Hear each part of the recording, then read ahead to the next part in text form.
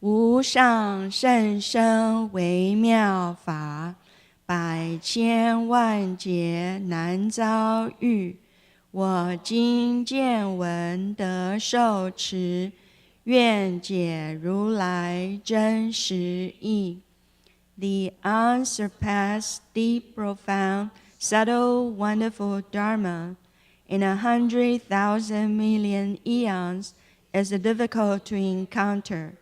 Now that I've come to receive and hold it within my sight and hearing, I vow to fathom the thus come one's true and actual meaning.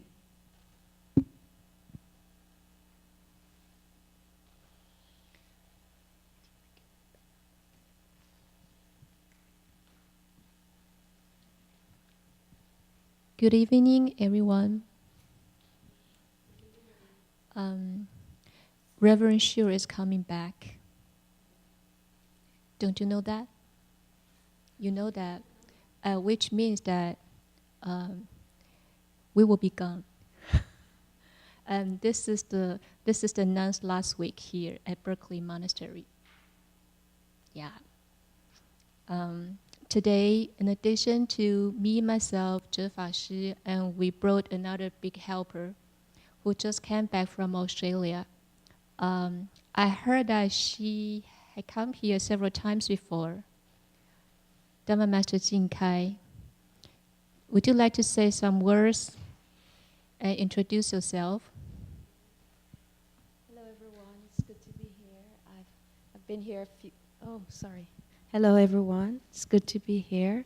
I've been here a few times before, and for the past year and 10 months, I've lived in Australia at the monastery, the branch monastery of Dharmaram Buddhist Association. It's called Gold Coast Dharmaram, and we're located on the Gold Coast of Australia, which is probably about an hour's drive from Brisbane. Most people who know about Australia know Brisbane is one of the major cities. Excuse me.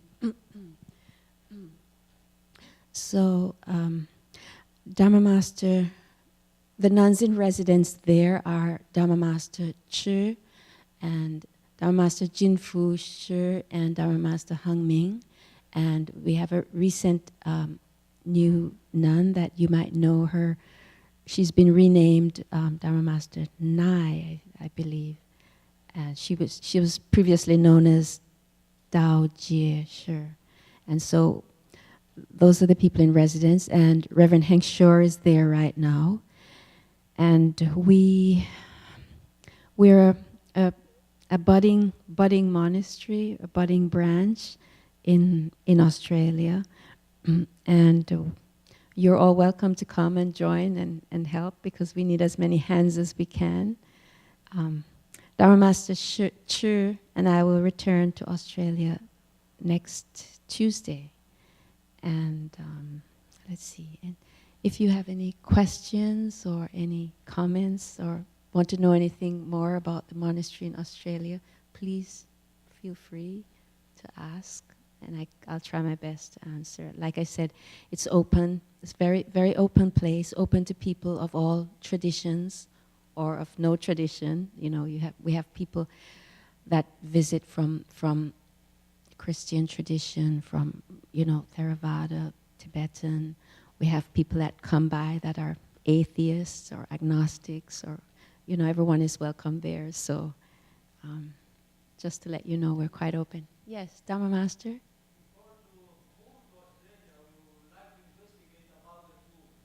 The food. The food in... Oh, okay.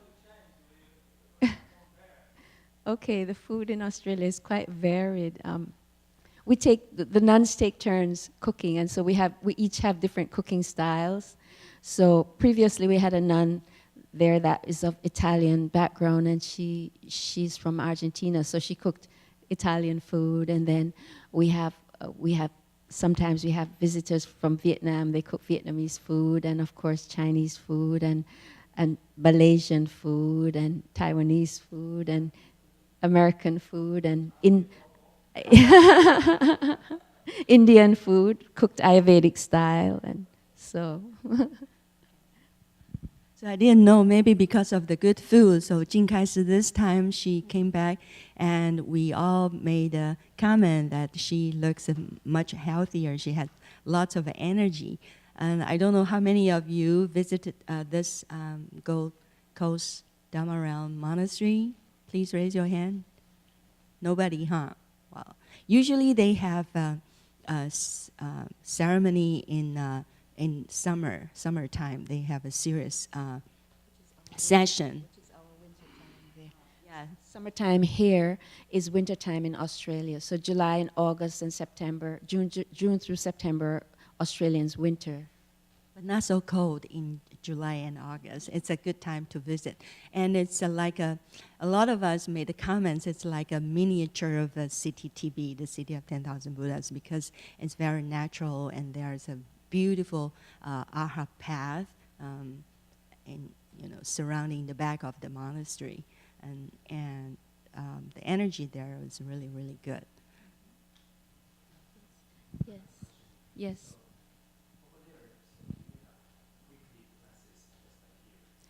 Yes, we have things happening all the time and things shifting and changing all the time because people, we have a lot of turnover. People come and go. So when Dharma Master Chu is there and available, she gives classes. She also teaches at Bond University, which is one of the universities, local university. She teaches Buddhist philosophy, and so everyone is welcome to attend her classes. She teaches about 2 to 3 days a week, and university policy is open to people attending her classes there. In addition to that, there's some Dharma talks done in the night. Jin Fusher also provides Dharma talks, and those of us that are there provide different talks in different areas, different topics. Anybody else? Yes. So, Master, there's a different branch monastery. It's like different, especially practice. Like in CGTB, we Yes. focus on the Guan Bodhisattva. Right. Mm-hmm. Like Gold Wheel in Los Angeles, we focus on Earth Stone Bodhisattva. Mm-hmm.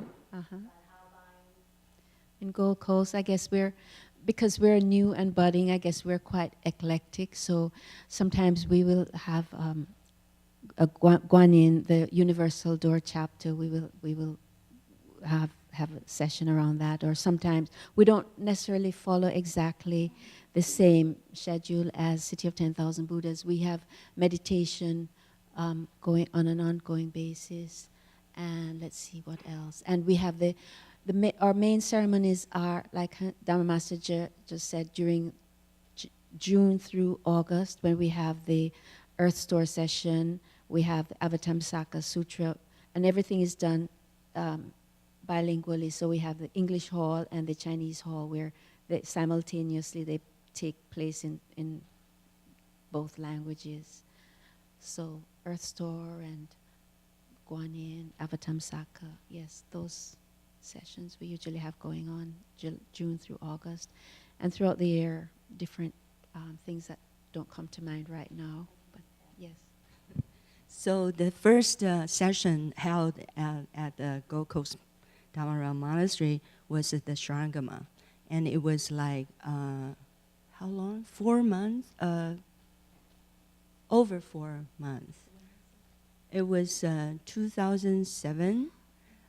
Different nuns went there to lecture on the sutra, and we share the work and to introduce this very important sutra for meditation.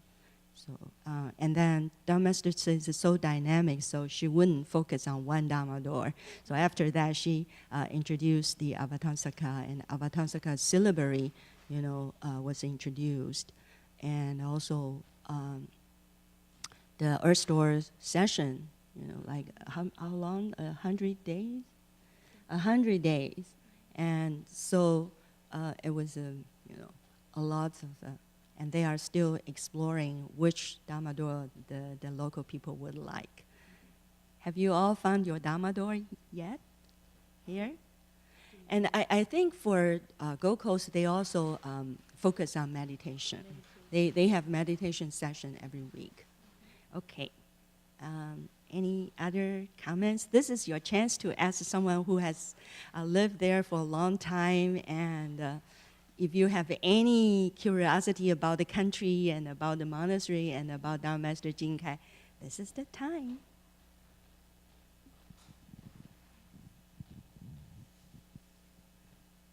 No more questions? Okay, then we can go on.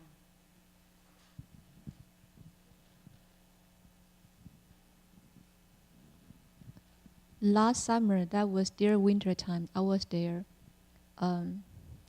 We ate ice cream and cheese for lunch every day. Okay. Today we start with Sutra text, which is on page 17th.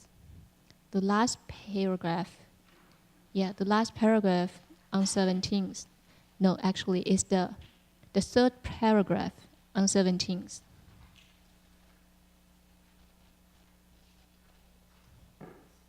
Let's read the sutra text all together. Disciples of the Buddha, when this bodhisattva stays on the ground of blazing wisdom, through the power of his vows, he can see many Buddhas.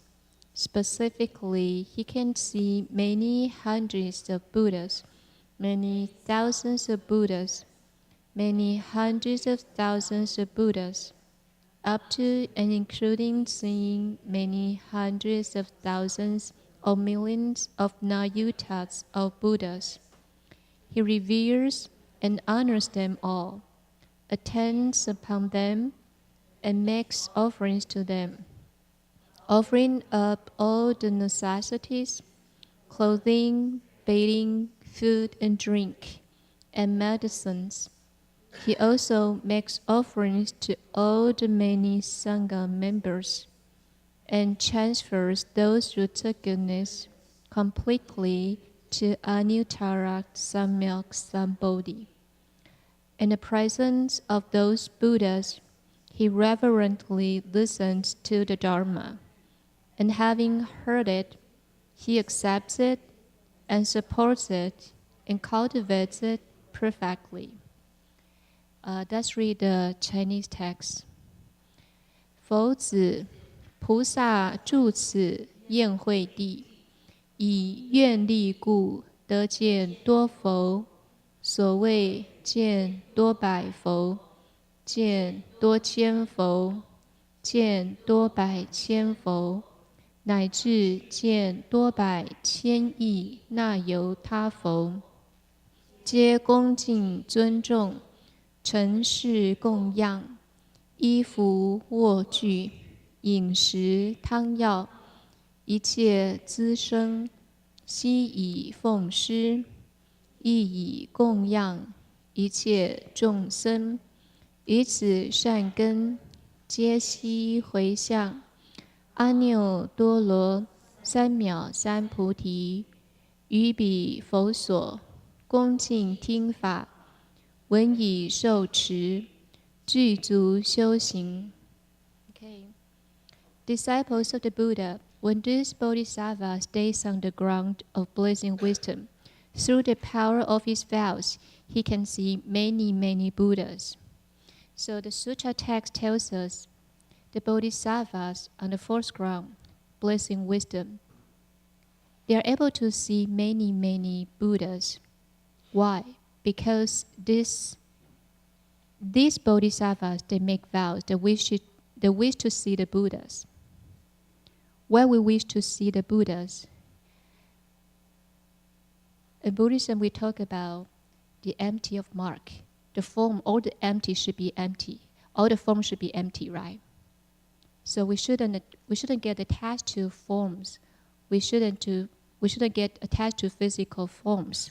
Then why these bodhisattvas, they make a vow to see Buddhas?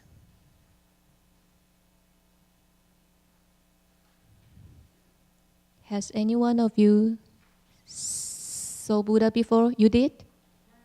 Oh. You're not sure about my question?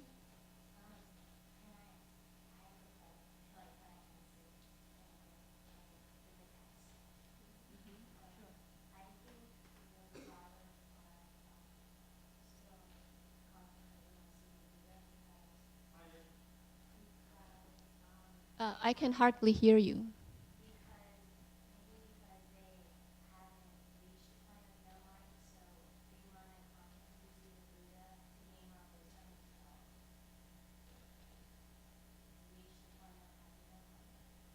Very good. Yeah, very good.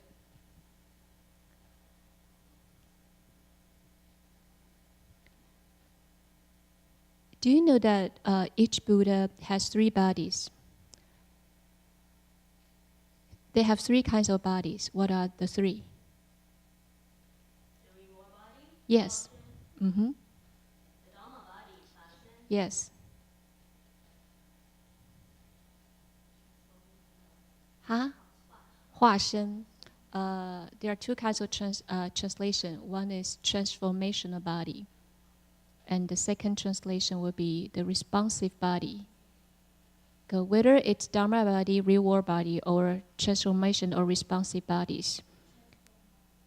Huh? Transform body. So either one of them serve transformational body. Either one of them serve specific kind of function. So they appear in certain form in order to save living beings who need it. So the bodies, they appear varied from the needs of living beings to the needs of the other living beings. And then we learn from the Universal Door chapter, the 25th chapter of the Lotus Sutra, that Guanyin Bodhisattvas can appear in 32 different kinds of forms when he crosses over living beings. So their bodies, if living beings need to be saved by seeing the Buddha, by seeing the bodies of the Buddha, then they will appear as Buddhas. If living beings need to be saved by, doctors, then they will appear as doctors to save living beings. Okay. And actually, each one of the Buddha's body carries certain teaching functions. They have different teaching meanings. And then none is inferior to the other. And each one of them is from the Buddha's heart. None is superior or inferior to the other. Question. Yes.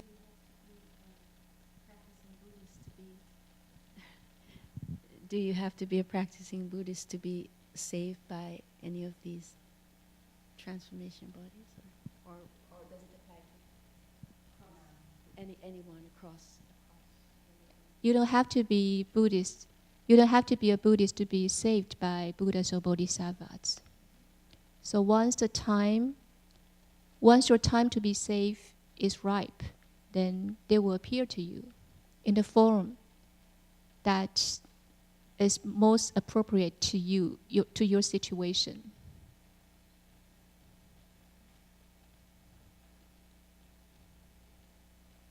And actually, in Buddhism, contemplating the Buddha's features, physical features, is one of the practices that Buddhists are supposed to take. I'll give you one example. From the sutra called The Oceanic Samadhi, through contemplating the Buddhas, we get to know that each one of the Buddha's physical characters, do you know how many of them? There's 32 hallmarks, right? Primary hallmarks, and 80 subsidiary characteristics, right? And each one of them, all the Buddha's physical characteristics come as results of their past myriad practices. So each one of the physical character has its virtue and has its teaching power. that can serve as a vessel to enable living beings to get benefits from it. So by beholding the Buddha's physical body, they get benefits, they get blessings, they also get their suffering dispelled. And then most important, they get to understand the meaning of the sutra. And so for beginners, as Connie brought up just now, it's very important for the beginners, for people who haven't reached a certain level, to be able to see through the reality, the emptiness of all dharma. It's very important for those who haven't reached that level to be able to get a chance to see the Buddha's images, to see the Buddha's physical bodies. As Dharma Master was talking, I just recalled an experience that I want to share. When I was in Australia, my mom came to visit. My mother is in her 80s, and so she came and she stayed for 6 months in the monastery. And she's not a Buddhist, and nobody's trying to make her become Buddhist. She's a practicing Anglican, the Church of England. And but she was very happy being there. She helped to cook when it was my turn or anyone's turn. She was always in the kitchen helping to cook, and she helped to do things around the monastery. And when there was chanting going on in the Buddha hall, she would attend sometimes, and she was quite happy being there. But when she came to the monastery at first, my brother brought her to the monastery. She was wearing a hearing aid in one ear, and she was having difficulty hearing. An interesting thing happened that after about 2 weeks, one day she couldn't find her hearing aid, and she was looking all over, and she was very upset because this hearing aid was very expensive, and she was upset about it.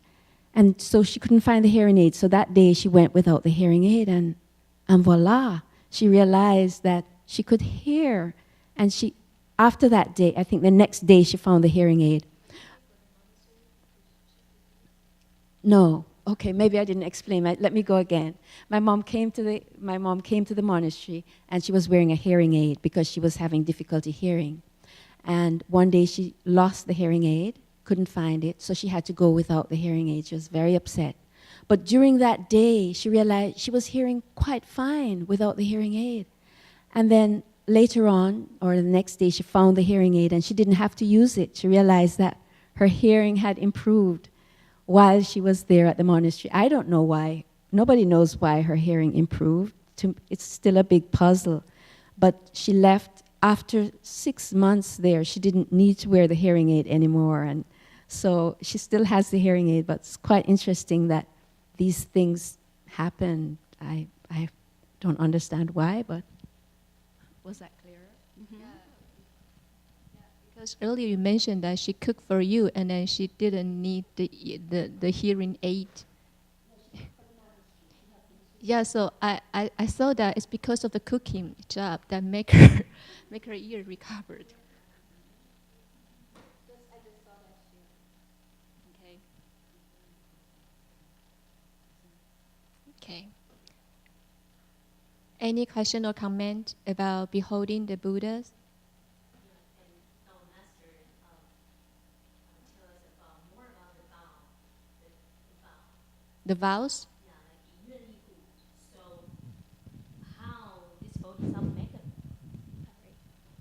So because from the happy ground to the leaving the false ground till now the blazing wisdom ground, they all make the vow. And yeah, from the very first ground until up to the 10th ground, each bodhisattva make vows to see the Buddhas. So from this we can understand that it's very, very important to be able to see the Buddhas.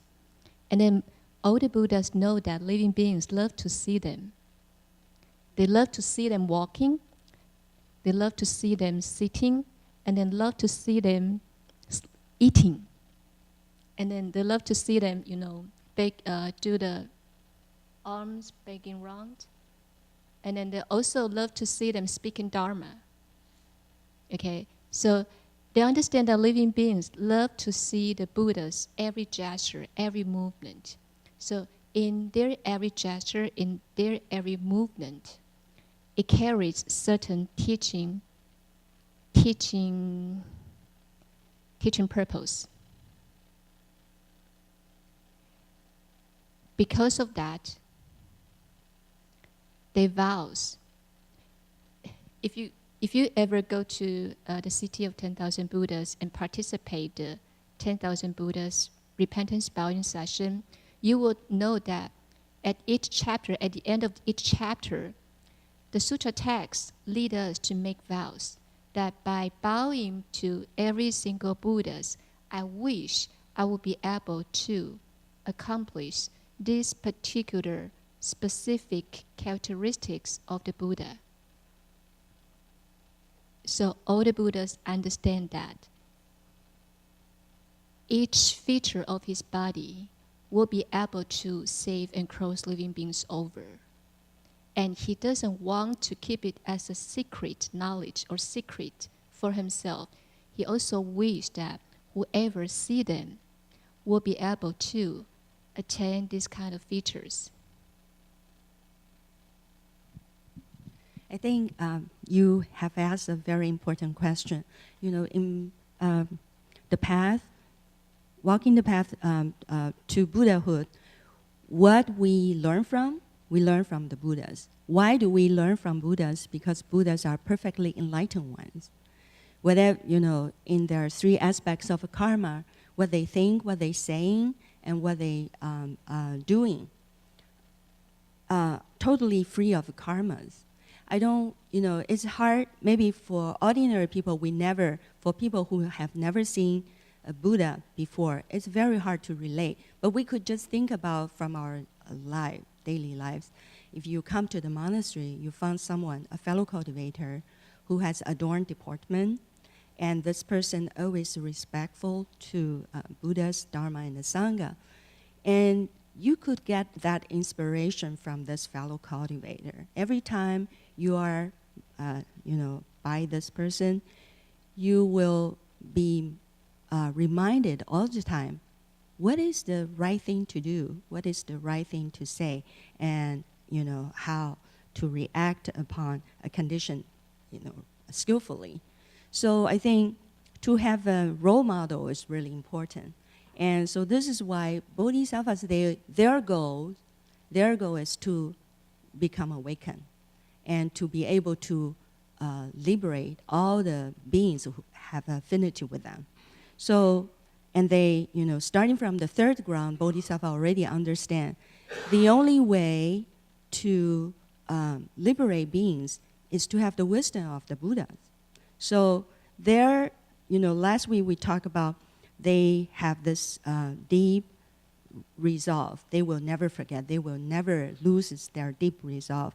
What is their deep resolve? They want to become awakened and help others too. So who can inspire them? Buddhas. So they have this vow.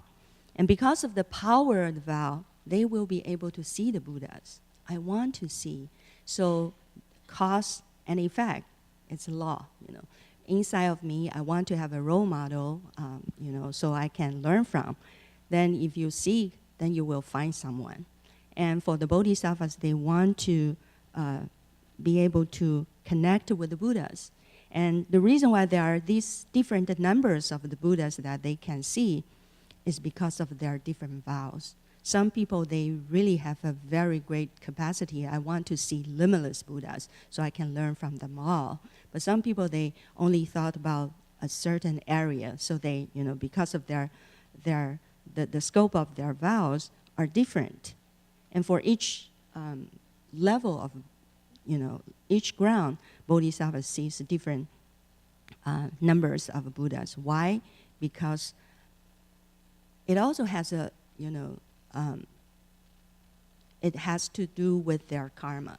When their karma is eradicated, so they could see more.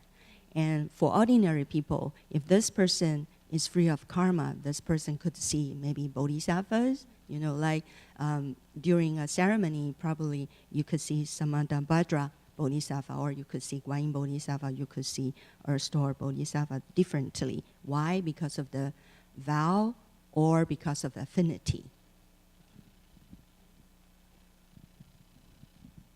And also, I think it's very, very difficult to see a Buddha. It's very rare to be able to see a Buddha, as described in the Lotus Sutra. Seeing a Buddha, encountering the Lotus Sutra, is just like a turtle in a big sea. When he pulled up his head over the water, and right, you know, at that moment, he's able to reach piece of wood, and then the piece of wood has a hole in it. And when this turtle rests his head over above the water, and his neck, his head is right pierced through the hole, through the board. So this passage of the sutra is describing how difficult it is to encounter Buddhism, to see the Buddha, and to encounter, to come across the Lotus Sutra. So it's not easy to see a Buddha. So each bodhisattva in each the 10 grounds make vows to see the Buddha, because it's very, very rare to be able to see the Buddha. I just asked Dharma Master sitting beside me if she could talk a little bit about karma.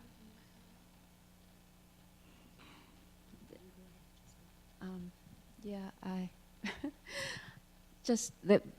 it just popped into my mind, and I don't have a specific question. Does anybody have a specific question or anything around karma? It's such an interesting topic, and it's one of the cornerstones of Buddhism. So I wondered if anybody else was interested. If not, then she can go on, they can continue on with with the agenda. Anybody have any questions or any comments or anything around karma? Anybody interested to hear anything around karma? Or yes? Oh. Okay, great. You go ahead. What does karma mean? How does one create karma? It's deeds, right? Volitional deeds. When someone did something with intention, then there is a karma created. So when there's intention, do something, and there will be the effect, right? Like when you want to listen, you want to join the sutra discussion at Berkeley Monastery. So at home, you decided to come, and then you planted a cause, and then you process and coming. And when you arrive, that's the effect, you know. And in Buddhism, we learn nothing happens without a reason. There's always a reason behind things. So cause and effect never miss a bit, okay? And so in cultivation, if you understand about you all have that great treasure, and all you have to do is remove the defilements, cover that clarity, and you want to learn the right way and do the things right, and then with every bit of your effort, you will get the right effect you want. But if we don't know the right direction, we don't know the right way, and you claim that I'm a Buddhist, I'm cultivating the way, without knowing what is the right way to do it, it could be, you know, a lot of time we will harvest the effect that we don't like to see, you know. So yes.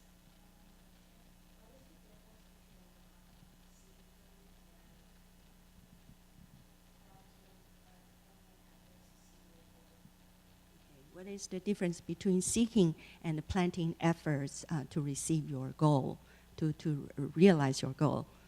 Okay, this is a very good question. I think for a lot of practitioners, they have that question in the beginning. Anybody like to offer your experience, your insight?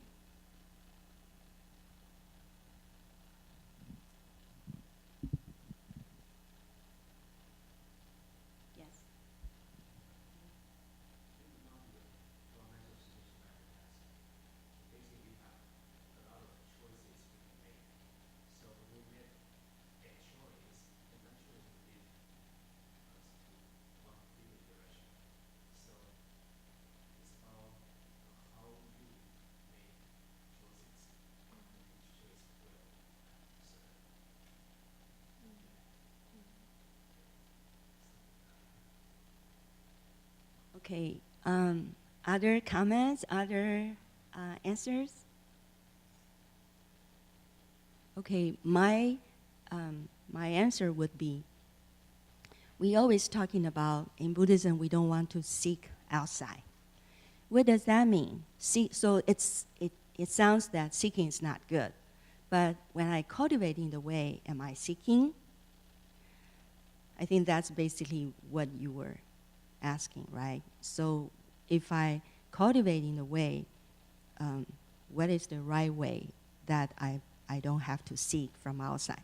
Okay, so we have to understand when you hear don't seek from outside, that means everything is in that great treasure, okay? We all have that enlightenment. And what prevents we become enlightened is the defilement, is the covering. So what we have to do is we have to remove the coverage, the clouds that prevent the sun or the moon to shine. So we have to learn how to practice, how to do that. What is the right way? What is the simple way, the decisive way to get the results that we wish to? So you are planting, when you learn, from the 10 grounds, for this section, you started to study the first ground of happiness, and the second ground, the leaving the defilement. How does a bodhisattva leave defilement behind? By upholding the precepts. Okay, so upholding the precepts is the right way.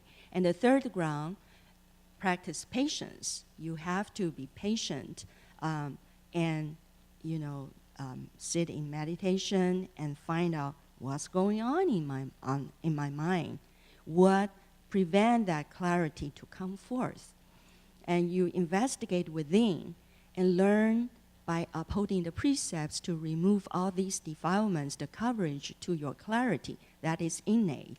And then the fourth ground, learn 37 practices, towards enlightenment. So after the bodhisattva learned all these things, the bodhisattvas are able to accomplish all the things that we learn. Their wisdom is developed. This is the right way. When you are doing the right way, you are not seeking. You are not seeking outside. You are not asking someone to help you. You are not. You are not. How shall I say? It's like a storehouse. Everything is in your storehouse. You don't have to go outside to beg or to exploit. Please give me this, to flatter other people. All you have to do is just find everything in your storehouse. It's all there, complete. So when you are doing this, anything block your sight, you cleanse, you remove it. And every time you find something, block your sight, your clarity, you remove it. You are planting the right cause. You are doing the right thing. And when you seek outside, you yield that responsibility to someone else. Like, Mom, please do my laundries. Dad, please give me money so I can buy things. We would say that's kind of irresponsible, because you need to clean up, anything that block your sight. So, question. This is a question for Dharma Masters. So basically, you're saying that we have any problem that we have, we really potentially we have the answer within us, but because we have not learned to listen within or look within, we seek outside. But if we truly look within, we can find the answer. That's a beautiful comment. So, did we answer your questions?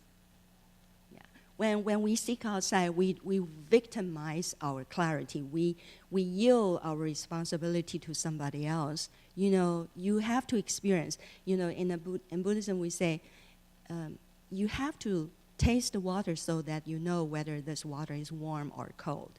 Nobody can become a Buddha for you.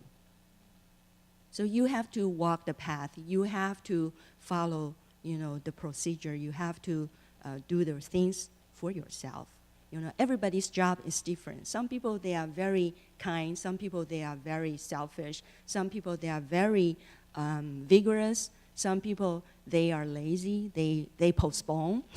I don't want to do my job now. I'll go outside and have fun first, and then come back next week or next year or next life.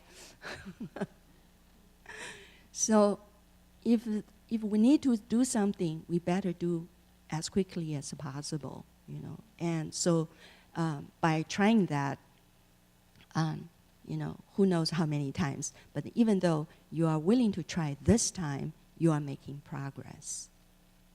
I have another question for Dharma Master. I just wondered how, if she can if they can give us some guidance, as to how to find our Dharma door. How do we know? I mean, there's so many Dharma doors. It's said in Buddhism that there are 84,000 methods or Dharma doors or techniques, right, to the path. How do we know which one is right for us? How do we know which direction to go in? Anybody share your experience? All these are good questions. That's not seeking. You are just trying. Oh. No, when we say seeking, there are different ways. Even talking about desires, there are wholesome desires and there are unwholesome desires. We all have Buddha nature, enlightenment. And you need to learn the Dharma, and ponder about the principles, and then you need to practice. Yeah. Yes. Right. No, that's seeking that's the wholesome seeking, because you are not seeking outside. You are just you explore what's there to obstruct my path. I want to know very clear whether this is the right step, or this is worthwhile efforts, or this is how do you say, the things that accord to the Dharma. We should ask, like even we are never taught we should blindly follow the path. You can challenge, you can have doubts, especially the faith comes from after the doubts are removed. If you are not clear, how can you be sure that you will never be influenced by other force? So we need to ask. This is why, Sharangamma, because of the dialogue between Ananda and the Buddhas, and also with the help of Venerable Purna, asked all these questions, so all the doubts are removed. After the doubts are removed, that's the stage of bodhisattvas. That's how they can advance in their way. So this is necessary.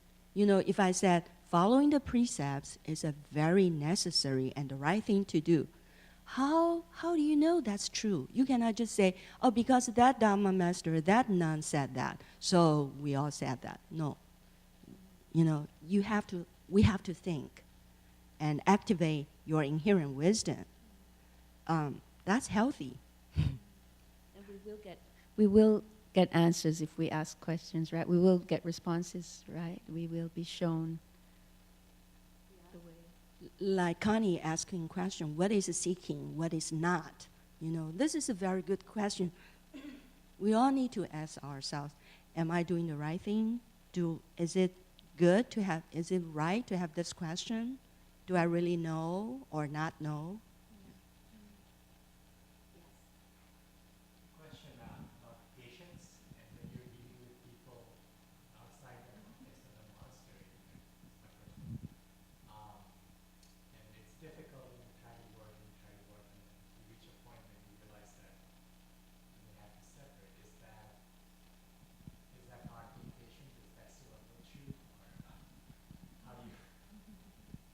I think at least you gave yourself a chance to work with this person, and you try to be patient, and then finally it didn't work, you will not blame yourself later.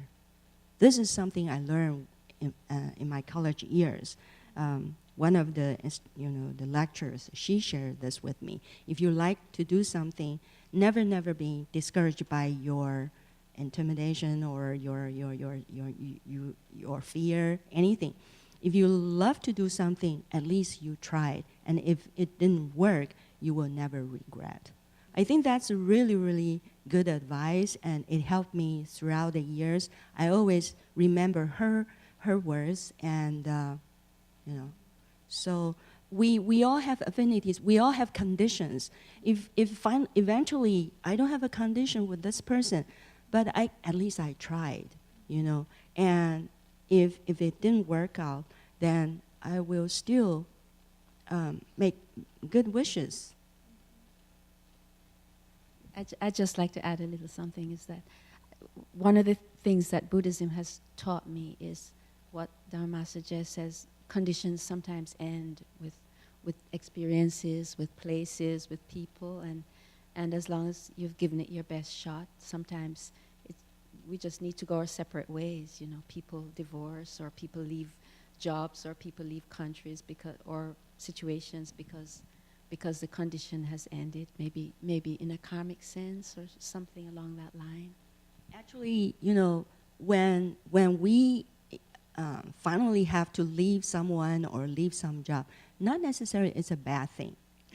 I noticed some girls, students at our girls' school, because they chose to leave the school. After they left, they did better, because they are not used to all these rules. Rules are not good for them. When they go out, they can have fun and be more productive. When they are at school, they think, too many restrictions, so they cannot function right. Yes. So I'm, and a lot of time we don't really know what's the best for us. And we feel regret or we feel happy, and then maybe pretty soon we will learn the lesson that's not true. Or after a long time, then we realize, actually that's not bad. Any other questions? I still have a question regarding The vows. singing the Buddhas. Uh-huh. Because I do remember from the Dragon Tree Bodhisattva, he pointed out for cultivator, there are two paths. One is 易行道, the easy path, and the other one is the 难行道. So so I'm thinking, yeah. So for 易行道众生, they can go to the Pure Land. They can like in the sutra, like the Buddha speak of Avatamsaka Sutra. People go to the Avatamsaka Pure Land. Every morning, the very first thing they can go to different. You can go to the 1,100 Buddha land to make offering to the Buddha. So is that so for the 10 ground Bodhisattva, are they working on the difficult path? And for the people who want to go to the Pure Land, they're working on the easy path. I just trying to make a connection here. So please kindly guide me through. I don't quite understand your question. Are you saying that the Nagarjuna Bodhisattva say there are two kinds of practices? One is easy to walk, the other is difficult to walk. One is 易行道, the other one is 难行道. And then, My memory is certainly right. again, and what does he define to be as the easy to walk path? People making vow to go to the Pure Land. And what's the difficult to walk path? What's the difficult? Back to the Saha world again and again. Be with the central beings. And what does it have to do with making vows to see the Buddhas? Like if we go to the Pure Land, every morning we make offering to different Buddha. That's the first thing we do, right, in the Pure Land. So we can see, like, if we go to the Pure Land, we can see the Buddhas, how many Buddhas, how many Buddha.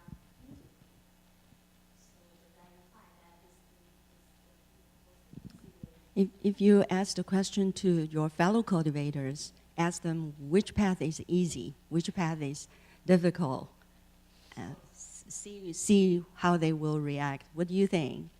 What is the easy path? Huh? Anybody? Be brave.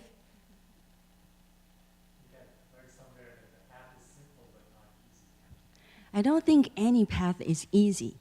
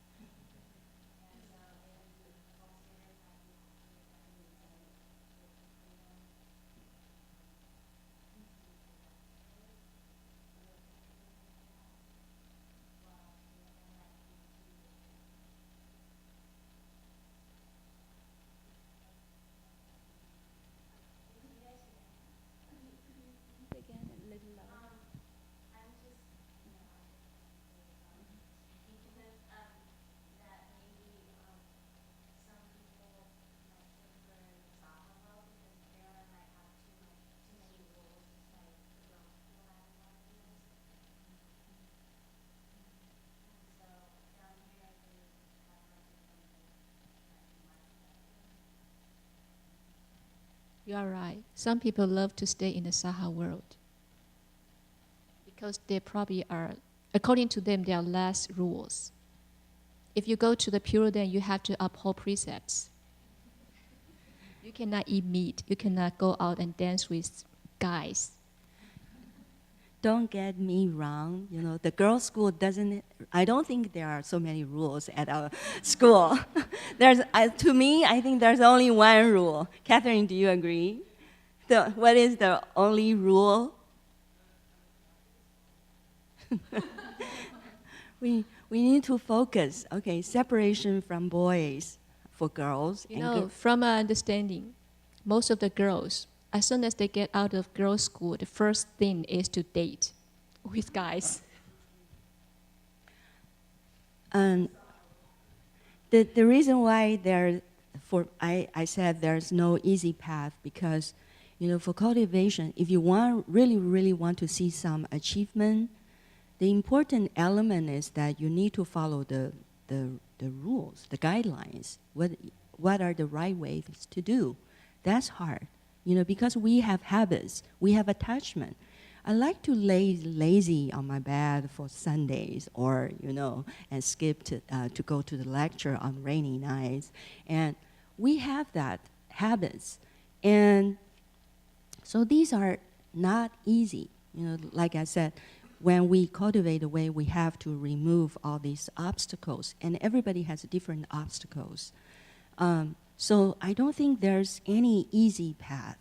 You need to follow the guidelines, and then you have to focus. To be able to focus, it's really, really hard. I think the Venerable Master has a very illustrative example to explain the situation of observing precepts, which goes like this. Upholding precepts is like taking laws while you are alive. Repeat? Okay, taking the laws. Upholding precepts is like taking a big loss while you are alive. But not upholding the precepts is like taking a grave loss after you die, when you are dead. So it's right, there's no easy way to get any spiritual achievement. And also, I would like to, yes. Yes, you know, people really love the Saha world. They choose to take loss. They choose to take loss. They enjoy the so-called pleasures. That's what they define as pleasures for them, which we try to avoid and to get rid of. So, as Alan mentioned, that it's really a choice. And I would like to go back to answer the question about seeking. I would say that we do need to seek. We do need to seek until we don't need anymore. We seek wisdom with this samadhi, concentration, and we seek to have patience. And then we won't be able to get wisdom, get patience, or get concentration until we really understand that everything is within ourselves.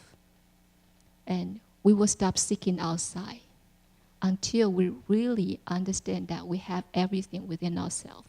And then we get so tired of seeking, even through a spiritual practice, even through spiritual practices, until we are able to realize it's so tiresome to seek, and then we'll stop seeking.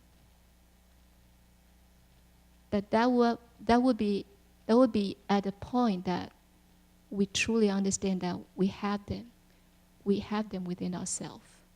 So to start with, we really need to seek. Like, this week at CTTB, we are doing the Chan session, 7-day Chan session. And then for most of us, we seek to sit there still. We seek to stay there properly, and we seek to stay there awake. Yeah, you have to have that seeking to be able to reach certain level.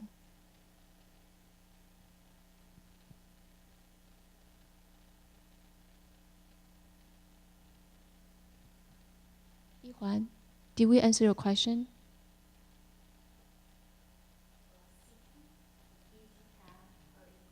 And making vows to see the Buddhas?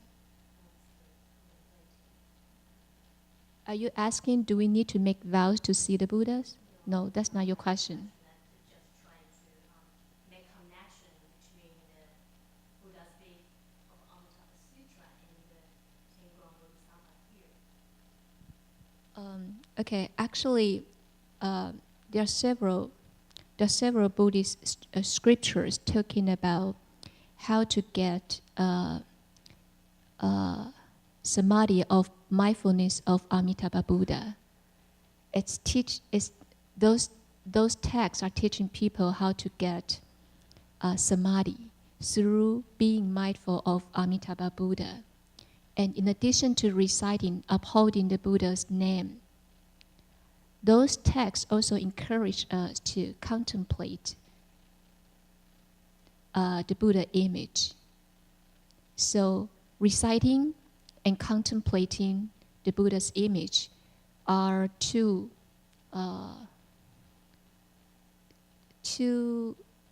emphasized methods. They're helping each other for the practitioners to attain the samadhi.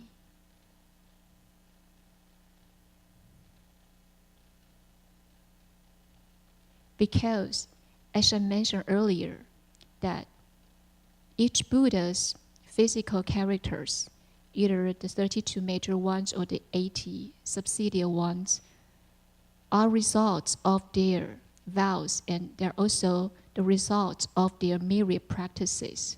So each feature carries some function. So by contemplating Buddha's features, physical features, you will be able to understand the meaning of Buddhism and the significance of the Buddha's name. And through the contemplating of the Buddha's features, you will be able to get samadhi. So Buddha's features, Buddha's images are not regular forms. They have certain meaning and certain functions. And like Ananda, I think many of you know why he wants to renounce the household life and become a monk under Shakyamuni Buddha, right? Ananda. Because what? Who's?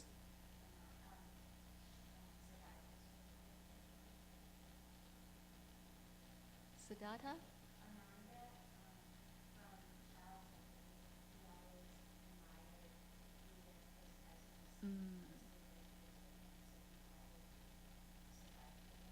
Yes. Yes. And I believe many people, they are very inspired by cultivators' appearances. They are very inspired by their, their deportments. And then they are inspired to renounce the home life and to take the spiritual path. Right?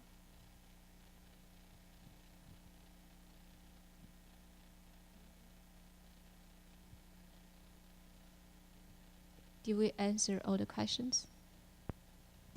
Maybe we can talk about what are the reasons that a cultivator cannot be vigorous, because the fourth ground is talking about vigor. And have you thought about, in your cultivation, what are the reasons that you don't want to see Buddhas? Are there times that you don't want to see a cultivator or a bodhisattva, or you just don't want to see even other people? You just want to hide yourself in your room and don't want to go outside to see anybody. Were there times like that? Is there anyone that you really want to see, instead of the ones that you don't like to see? Is there anyone that you really want to see? Who do you want to see the most? Amitabha Buddha. Can you say?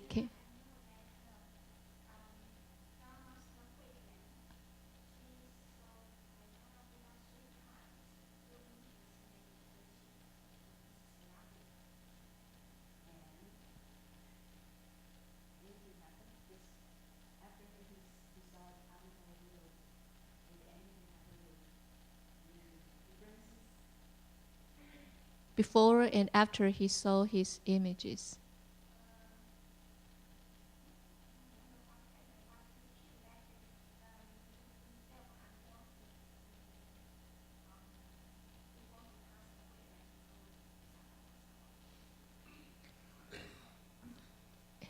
Okay, does any one of you want to see Buddhas or Bodhisattvas? Yes? How do you know if they're real how do you know if they're actually Buddhas and Bodhisattvas when you see them? Because you know what I mean? Beings can take the form of.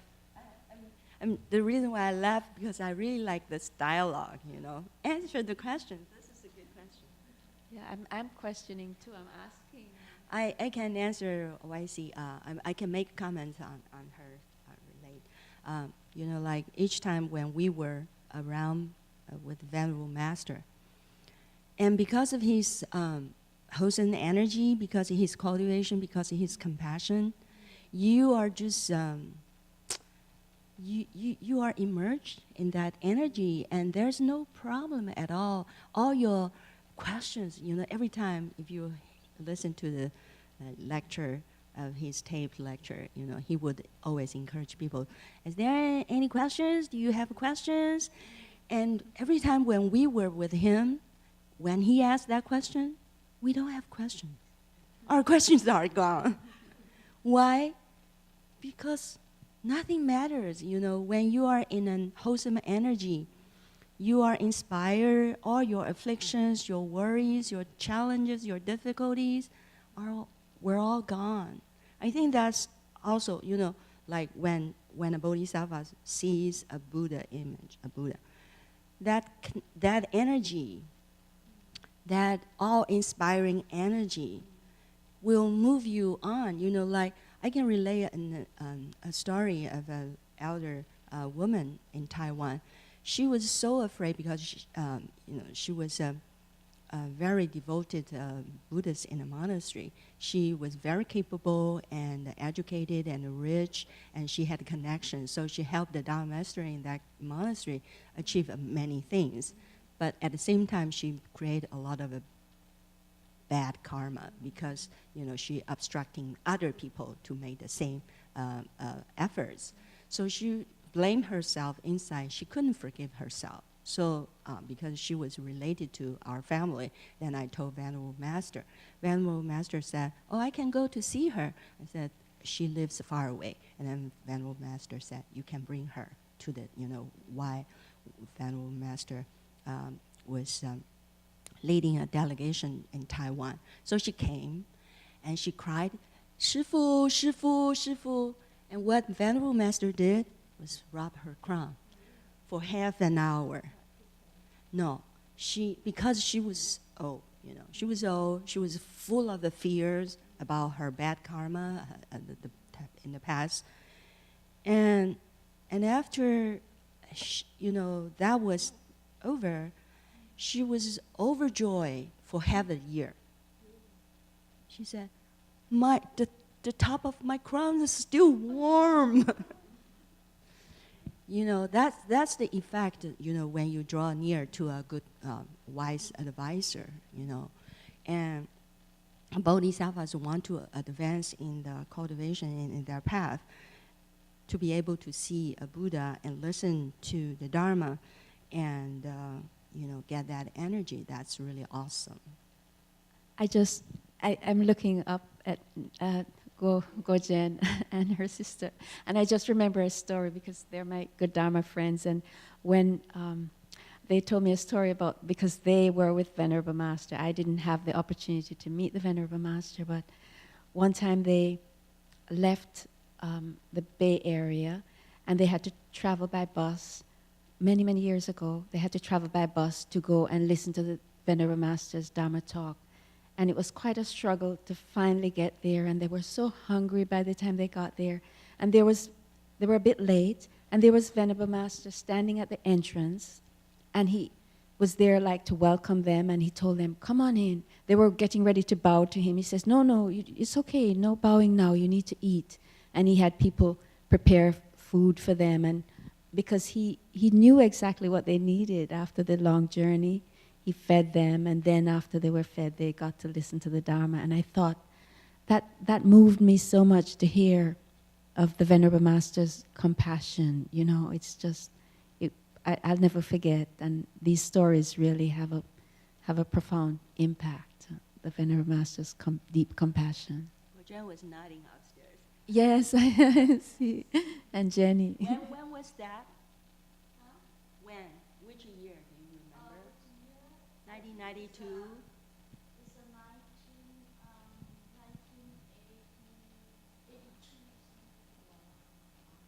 1982. Wow. Were you moved to tears? I'll say this. I was introduced to Buddhism by Avatamsaka Sutra, even though it's been a pilgrimage fast.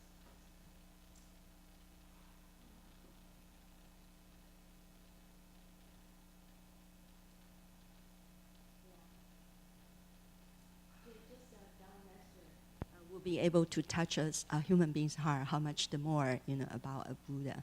So, you want to continue your story? So I think it's hard to know, how would you know Buddha?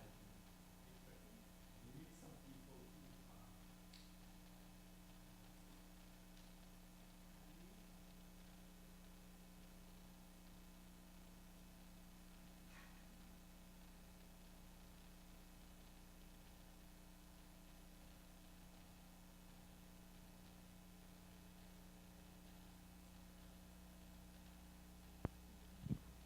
We can give you a little time and then come back to you when you collect yourself. Any questions or comments or?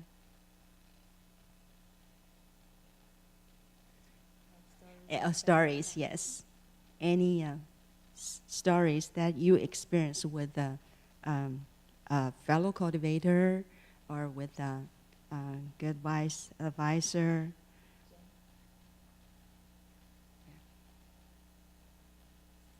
Oh. Anybody? Don't be shy. If you have a good story, speak up. Yes, go ahead. I don't know if I can express this. There's a wonderful translation of the shorter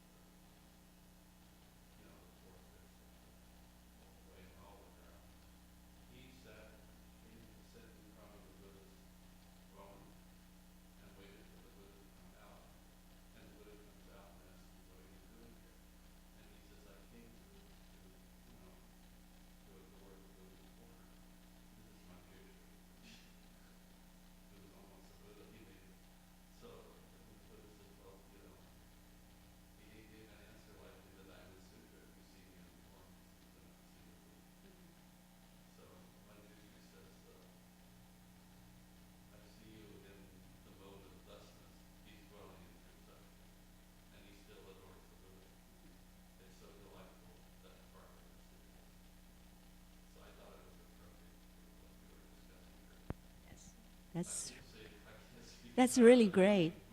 That's really great. Yes, thanks for sharing. So we, as a maybe. What I, feel like they're seeing and then they're seeing. It's like when Guan Yin hears something, he doesn't hear it like we do. And when Manjushri sees something, it's seeing is different than what they well. Yeah, the audience online, they didn't hear you. Would you like to say that again with a microphone? Please? With a microphone, it's easier. Yeah, you're sharing the dharma. That's It's really very good, wonderful. important. A very good message. story.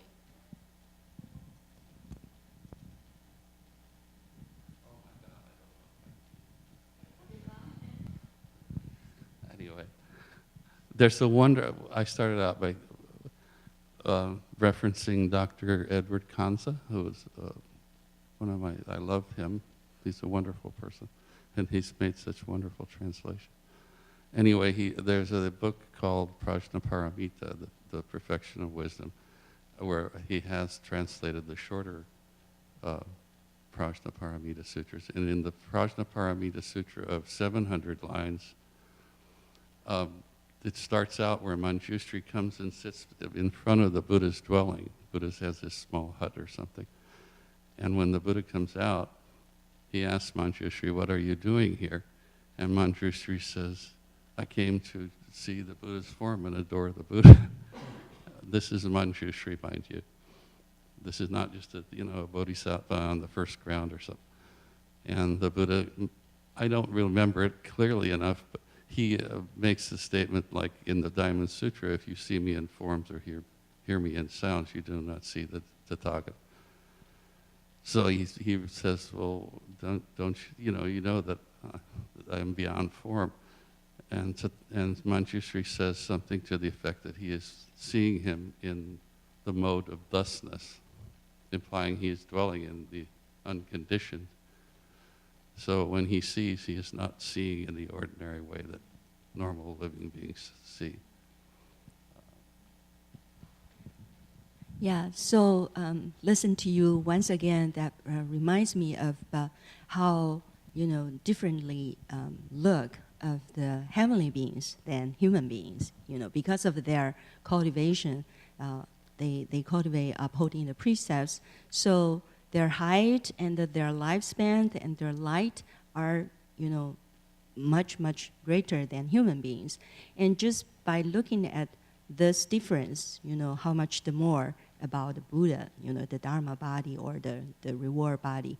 I think everything manifests from the karma, and Buddha is totally free of karma. And that kind of awesome appearance, is something that ordinary people, we couldn't imagine.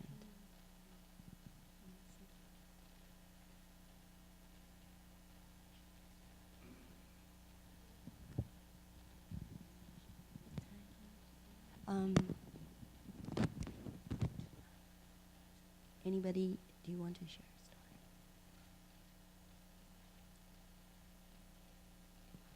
story? None. Oh, I just asked a question. What are the reasons that prevent us to stay vigorous? This is something we could relate. It could be relevant to us because we are studying the bodhisattvas on the grounds. And what about us? The characteristic of the fourth ground of the blazing wisdom, is all these bodhisattvas are very vigorous. Okay, so if I want to become vigorous like a bodhisattva, what are the reasons that could prevent me to move on vigorously? Think about when, one time you don't want to, continue your practice, and then what kind of a reason you set inside. One thing that comes to mind is health. If you're not feeling physically well, you just cannot bring forth the vigor, the energy to cultivate, if you're not well. So we have to try to keep our bodies as healthy, and our minds, especially minds, as healthy as possible. That's one of the reasons, you know, like lack of a confidence, or you think something is too difficult, being afraid of a difficulty, you know, like meditating or, you know, reciting the sutra or bowing or reciting the Buddha's name. I think that's something that I cannot do.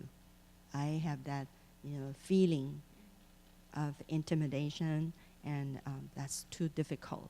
That's something for other people. That's something for Jin Kaishi. That's something for Dao Master Yi, not for me. I'm not that good. I cannot do that. You know, Shurangama Sutra, Avatamsaka Sutra. Avatamsaka is spoken for the Bodhisattvas. You know, no. Don't ask me to go to listen to the lecture. You know, we have that kind of fear and lack of confidence. You know, Shurangama is too difficult. I don't want to, you know, study it. It gets me confused. And that's the second reason. What is the first reason? A lot of people make excuse for that. Laziness, postponement. You know, I will do this for sure next week. But this week, I will enjoy, relax, and I will go shopping. I will go chatting with my friends. I will read more books, and I will start my cultivation next week or next month. Or eventually I will do that. You know, I know this is important to uphold the precepts, to practice meditation, but it's, you know, I will do it. Wait until my son gets married, you know. Wait my children get graduated, you know. We have all these reasons. She's laughing. And there's no, if we have this kind of habit, there will be never the right time. Okay, so if you want to be vigorous, the first thing you want to think about impermanence. How do you know, there will be the time for you? You have to make time now, and you have to realize you cannot wait till next life. Who knows where you were? You will be, right? If you are in the heaven, then you will enjoy the blessings in the heaven. You have no time to cultivate. And you will have no chance to listen to the Dharma. Okay? So, no, I was just you want to add something? What prevents us from being vigorous?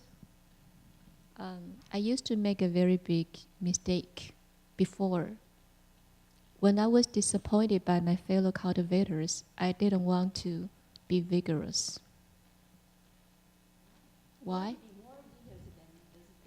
No, it took me a while. It took me several years to understand that. That's their business. Why should I, stop being vigorous? So,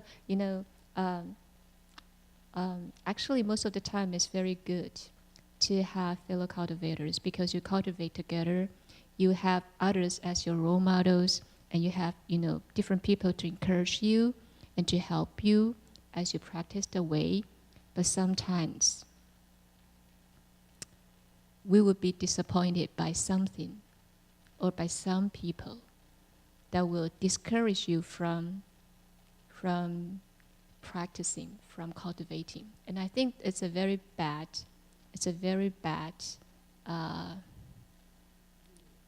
view, bad attitude. And then now I'm fine, but several years ago I had this difficult time. I'm a little bit different. I always catch the inspiration from my fellow cultivators, because I came late to the monastery. I only followed the Venerable Master for like 5 years, and most of my learning was done through my peers, I was inspired by them every day. They were so devoted. They have been so devoted to Buddhism, to their cultivation, to other people. I think that's, wow, they can do that, so I want to be like them. Because of their vigor, they are so productive, and each day they might have 32 hours or something. They could be so productive because they are always focusing on other people. I think the first reason is postponement. The second reason is being afraid of difficulty. The third reason could be impetuosity, because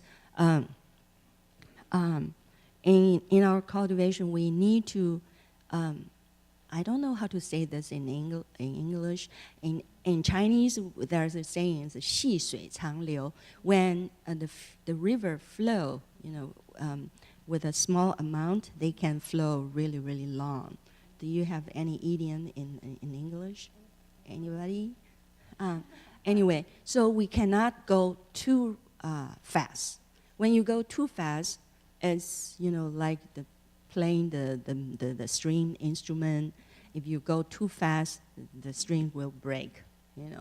A lot of people, they say, "Oh, I know to be vigorous. Starting from now, I will recite 10 times the Shurangama mantra a day. I will recite Avatamsaka Sutra 1 row, and I will recite Amitabha Buddha's name for 10,000 times. And I don't want to give up Great Compassion Mantra. So I will also include the Great Compassion Mantra and then add, on top of the list." And then after 2 days, this person get tired. I cannot do that. I have so many things to do. And also I have to, chat with people. I have to have some interactions with others. And so, okay, the plan was gone. The resolve was gone. So we have to see our, our conditions. Make the conditions right, and take a easy step, a baby step first. And then when your cultivation really, really becomes firm and solid, you can add more. It's always good to add more instead of reduce some. Okay, that's my advice. And how to be vigorous, you always contemplate on the merits of bodhisattvas or your fellow cultivators or your dharma masters here. And, he can do that. I can do that too, Guanyin Bodhisattva has, succeeded, then there's no problem for me. I can do that too. You contemplate, Dharma Master Yi mentioned contemplation. You contemplate all the merits of the bodhisattvas, of your good wise advisors, and thinking about you are not different from them. Why not? You can enjoy that fruition. So when we understand the reasons preventing us to be vigorous, then we have to be very careful not to walk the same old path. Okay. Any comments or questions? Do you want to share? Yes. Actually, that practice reminds me. So I work with computers, and I don't know if anybody else has this problem. It's very easy to get distracted if you're on the internet. Whether it's checking a blog post or the New York Times. So I've been really struggling with this. And this past week, I actually used the Berkeley Buddhist Monastery's timer for meditation. I'll set it to 45 minutes. And in that time, I can manage. I'm not going to check any other website. I'm not going to go for a snack. I'm just going to do what I have to do. And then I can break up my day into 45-minute chunks, and I can get through my day without getting too distracted. And then I'll just finish the story I was trying to tell earlier. I was introduced to Buddhism actually quite recently through reading Ajahn Sumedho's writings. And we were here last Tuesday. The monks from Abhaygiri were here. And somebody asked, is there a chance that Ajahn Sumedho would come and give a session at Spirit Rock? And Ajahn Pasna was here. And he goes, well, the probability is 0 because he has given... Yeah, he has given so much that we shouldn't ask anymore. And it's up to us. And as I was thinking, trying to meet the Buddha, I've never met Ajahn Sumedho. I've just listened to his talks online. But I think what a wonderful person and a role model, just in terms of the way he talks and how many people he has inspired. And I think the Buddhas are not mythical creatures. They are very human beings who can inspire us. And there's a prayer in the Theravada tradition which says, thank you for all the people since Buddha's time who have practiced well. Up to you. I mean, I'm very grateful for that. Yeah. Turn off the electronic tools. It's always good advice when you want to focus. Otherwise, you could spend lots of time on it. Any other questions? Did you have something to bring with you this evening? We certainly hope you did. Anybody likes to share? Yes, please. Dharma Master was talking about vigor. I want to share that when I sit and at the end of when the hour is almost up, I always have a lot of pain. And then I will think of Dharma Master's picture. When he was in Hong Kong, he was sitting on a rock. And I remember the story was it was so much moisture. I think he lost some feeling for a while. So that picture is very strong. So every time when I have the pain and I was about to give up, I would think of that picture, and it helped.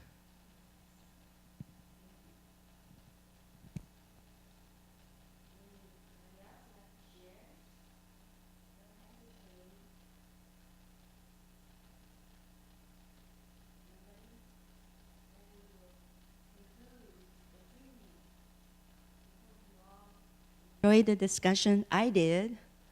Thank you for your questions. Okay, we will dedicate the merit of this evening's discussion. Send good energy to the world. Yes. Oh, announcement. Go ahead.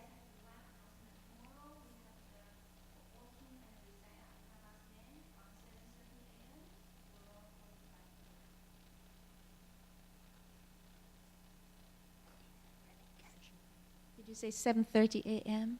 Yes. Reciting the Buddha's name?